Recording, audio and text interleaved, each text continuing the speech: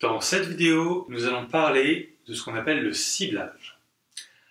En EFT, le ciblage, c'est la première étape qui correspond à identifier l'émotion que l'on veut voir disparaître, l'émotion que l'on veut apaiser, le sujet que l'on veut traiter.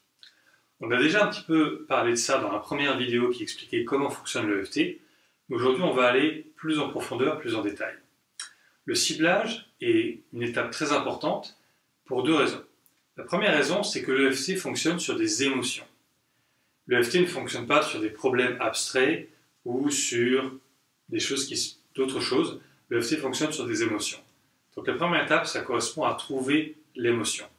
Quelle est l'émotion que vous ressentez dans votre corps qui pose problème, qui vous empêche de changer vos habitudes, de changer vos comportements.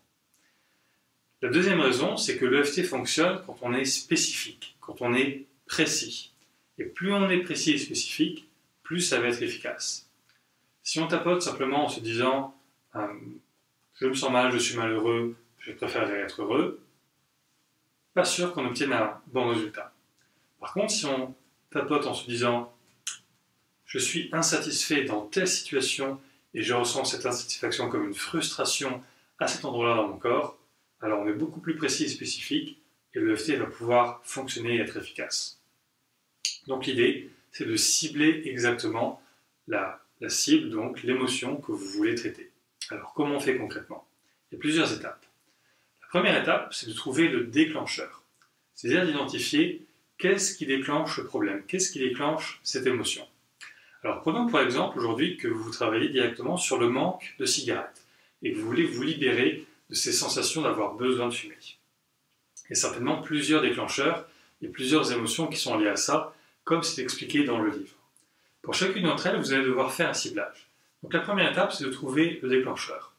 Donc peut-être que vous avez un manque qui vient le soir quand vous sortez du travail, un autre quand vous buvez un café, un autre le matin en vous levant, et ainsi de suite. Prenez-en juste un, et faites le ciblage sur un déclencheur, c'est-à-dire une situation spécifique. Imaginons que vous avez très envie de fumer quand vous sortez du travail, tous les jours à chaque fois. Bon, ça c'est votre déclencheur. Le deuxième élément, c'est de trouver quelle émotion cela suscite en vous. Donc l'émotion, c'est simplement quelque chose comme la peur, la tristesse, la colère, la frustration, l'impuissance, l'anxiété, le stress, etc. Alors je n'aime pas justement utiliser le mot stress, parce que c'est un mot un peu vague. Si vous pensez au stress, demandez-vous quel type de stress c'est. Est-ce que c'est de l'anxiété? Est-ce que c'est de la frustration? Est-ce que c'est un ras-le-bol? Soyez spécifique. Donc vous allez trouver l'émotion. Ensuite, l'idée c'est de trouver où vous ressentez ça dans votre corps. Comme vous le savez, le corps et l'esprit ne font qu'un, et quand vous vivez une émotion, vous la vivez quelque part dans votre corps. Même si des fois on ne se rend pas toujours compte, mais en se posant la question, en observant ce qui se passe en nous, on identifie toujours un endroit d'où cela émane. Par exemple, imaginons que quand vous sortez du travail le soir, vous avez une frustration, comme si vous avez besoin de faire quelque chose pour vous et de relâcher la pression, et ça se manifeste comme une émotion dans le cœur. Le troisième élément, qui va avec l'emplacement, c'est d'identifier la sensation. Donc la sensation purement physique. Est-ce que c'est par exemple un vide, un creux? Est-ce que ça serre? Est-ce que c'est un point? Est-ce que c'est lourd? Quel type de sensation physique se situe là exactement? Le quatrième élément, c'est l'intensité. Vous vous souvenez qu'on utilise une échelle qui va de 0 à 10. Donc 0, c'est quand il n'y a plus rien du tout, quand vous êtes complètement calme, paisible. Et 10 sur 10, c'est quand c'est l'intensité maximale, c'est extrêmement intense, c'est extrêmement désagréable. En général, ça se situe entre les deux, donc identifier à quelle intensité se trouve cette émotion. Et le dernier élément, ça consiste à observer que quand vous ressentez cette émotion et cette sensation, il y a comme une phrase qui représente cette sensation. Une phrase qui se répète quand vous êtes dans cette situation. Par exemple, ça peut être une phrase comme « j'en ai ras-le-bol, j'en ai ras-le-bol, j'en ai ras-le-bol » ou alors « je suis tout seul, je suis tout seul, je suis tout seul » ou « il faut que je fume, il faut que je fume, il faut que je fume ». En général, c'est des phrases assez simples et assez courtes. Mais il y a une phrase qui correspond exactement à cette émotion spécifique. Quand vous avez trouvé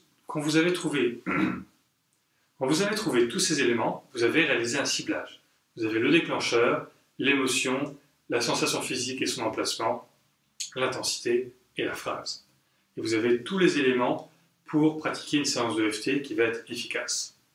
Donc une fois que vous avez fait votre ciblage, vous pouvez commencer par tapoter sur le côté de la main, sur le point karaté, en faisant une phrase comme « Même si ça me frustre et j'en ai ras-le-bol et j'ai besoin de fumer une cigarette quand je sors du travail, je m'aime et je m'accepte. » Et ensuite vous tapotez, vous faites la ronde complète.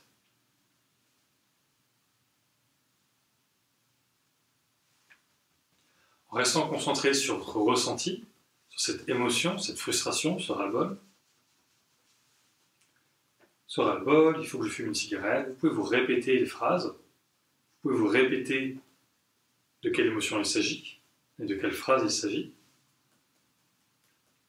Vous pouvez éventuellement faire une gamme des 9 actions, qui consiste à fermer les yeux, ouvrir les yeux, regarder en haut à gauche, en haut à droite, faire un cercle avec les yeux, dans un sens puis dans l'autre. Chanter un petit air dans votre tête.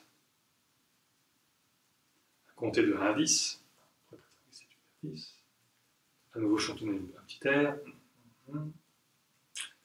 Et ensuite vous mesurez, vous revenez sur votre ciblage. Donc, quand je suis dans cette situation, qu'est-ce que je ressens, à quel point c'est intense, comment ça se passe dans mon corps.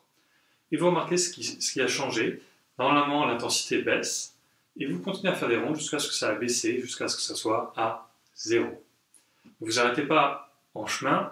Si vous avez fait baisser une émotion de 7 sur 10 à 2 sur 10, vous allez vous sentir normalement soulagé. Mais l'idéal, c'est vraiment d'arriver à ce que ça soit à 0, parce que c'est à ce moment-là que l'émotion est définitivement désactivée et qu'elle ne reviendra plus et que vous ne ressentirez plus cette émotion ou cette sensation dans la situation donnée. Donc quand vous travaillez sur le manque de cigarette, continuez à tapoter jusqu'à ce que vous ne ressentiez plus du tout l'envie ou le besoin de fumer. À ce moment-là, vous avez désactivé quelque chose d'extrêmement important et vous allez vous sentir de plus en plus libre. Donc, pour conclure, le ciblage, c'est important parce qu'on veut être spécifique et on veut trouver l'émotion. L'émotion est l'élément central.